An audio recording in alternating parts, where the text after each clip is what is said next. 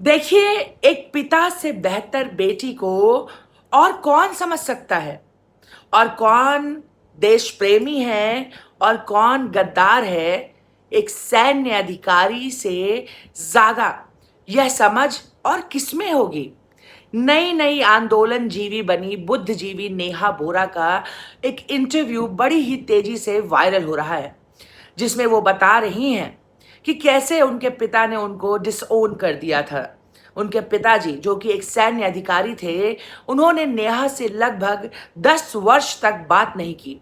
जब उन्हें पता पड़ा कि नेहा वामपंथ की विचारधारा की अनुयायी हैं। जय श्री राम मित्रों, मैं रेवा द्विवेदी अपने चैनल पर आप सबका स्वागत करती हूँ। एक्टर पीयूष मिश्रा का लल्लन टॉप का वो इंटरव्यू मुझे अच्छी तरीके से याद है, जिसमें वो बता रहे थे कि कैसे वामपंथ की विचारधारा ने उन्हें उनके माता पिता से इतना अलग कर दिया था कि माता पिता के लिए उन्हें रोजी रोटी कमाना बोझ सा महसूस होता था। उन्हें लगता था कि वो अपने माता पिता की जिम्मेदारी क्यों उठाएं, उनके लिए पैसे क्यों कमाएं। इस वजह से उन्होंने अपने माँ बाप को उस वक्त में अकेला छोड़ दिया था, जब उन्हें पीयूष की सबसे ज्यादा जरूरत थी।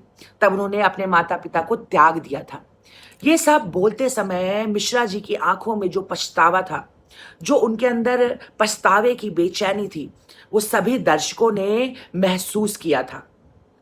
देखिए, पीयूष जी ने तो अपनी जवानी के बर्बादी का ठीकरा लेफ्ट वामपंथ के सर पर फोड़ दिया, और फोड़कर भले ही आत्मा का बोझ हल्का कर लिया, पर वो इंटरव्यू हर यंग जनरेशन को देखना चाहिए, जो आज वामपंथ से प्रेरित है। अब बात करते हैं न्यू लेफ्ट सेंसेशन नेहा बोरा की, जो फिर से लेफ्ट के मरे भूत को लंगोट पहनाने के चक्कर में मशक्कत करती दिख रही हैं। कभी पटना में तो कभी जंतर मंतर वाले जुनैद के साथ उनकी तस्वीरें इसकी गवाही दे रही हैं। पर एक बात जो वो गिल्ट फ्री होकर बता रही हैं कि उनका परिवार उनसे अलग सोचता है, और उनके पिता जो एक फौजी हैं, उनसे 10 साल से बात नहीं कर रहे। क्यों नहीं कर रहे?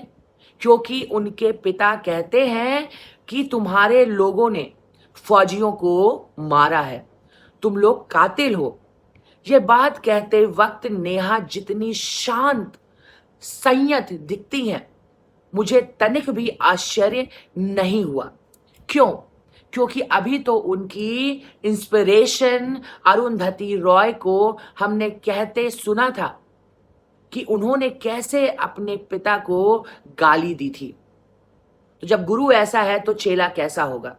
मुझे कतई आश्चर्य नहीं होता है जब एक लड़का नेहा के साथ अपनी तस्वीर इंस्टा पर डालता है और वो उसी कमेंट सेक्शन में उमर की जेल से आजादी के लिए दुआएं मांगते दिखता है।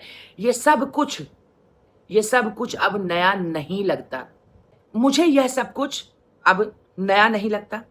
मुझे अब ना गुस्सा आता है और ना क्षोभ होता है, ना कोई इच्छा होती है कि किसी को सही या गलत कहूं या समझाऊं। जब किसी आइडियोलॉजी में किसी को अपने पिता से बात करने में 10 वर्षों का लंबा अंतराल रखने में कोई गलती, कोई पछतावा, कोई गिल्ट नहीं दिखता, तो फिर कोई भी व्यक्ति उसे क्या ही ब्रह्म ज्ञान देकर बदल पाएगा? क्योंकि ब्रह्म ज्ञान में भी तो ब्राह्मणवाद है, और इनकी सारी लड़ाई ही इसी एक वाक्य से है कि ब्राह्मणवाद को खत्म करना है। हम सब तो बस गेट वेल सून ही कह सकते हैं। अभी अभी जो नेहा बोरा को आंदोलनकारी बनने की चुल मची है, जो वो बुद्धिजीवी बनी है, कैमरा जीवी बनी है, सही और गलत के बीच का अंतर भूल चुकी हैं, हो सकता है एक उम्र के बाद उन्हें पछतावा हो, पीयूष मिश्रा की तरह। और ये भी हो सकता है कि उन्हें कभी कोई फर्क ही ना पड़े, क्योंकि हमारे सामने निवेदिता मेनन, अरुंधति रॉय जैसी महिलाएं भी तो हैं, जिन्होंने अपने पिता को गाली देने में भी गर्व की अनुभूति की है। तो किसी को भी समझाना, किसी को भी सही रास्ता दिखाना, ये बहन जी का काम नहीं है।